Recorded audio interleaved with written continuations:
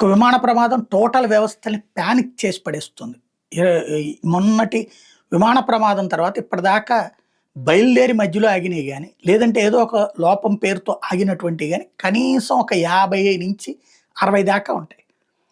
అనేక విమానాల మీద కంప్లెయింట్‌లొస్తున్నాయి. ముందసలు పౌర విమానయాన శాఖ మంత్రి రామ్మోహన్ నాయుడు గారు మన తెలుగోడే గాబట్టి, దాని మీద ఒక స్పష్టత ఇవ్వాలి. లేదంటే చిన్న చిన్న అంశాలు కూడా పానిక్ అయిపోతారు పబ్లిక్.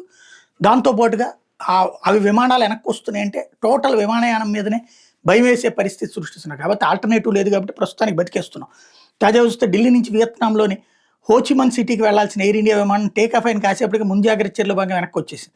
130 మంది ప్రయాణికులు వేరే విమానంలో వేరే సిబ్బందితో పంపిస్తామని ఎయిర్ ఇండియా చెప్పాల్సి వచ్చింది. ఢిల్లీ నుండి లేక్ బయలుదేరిన A320 ఇండిగో విమానంలో సాంకేతిక సమస్యలు ఎత్తడం 2 గంటల ప్రయాణం తర్వాత ఇది వెనక్కొచ్చేసింది. ప్రయాణికులు వేరే విమానాల్లో పంపించి ఘట్టం మీద విచారణ చేపట్టారు.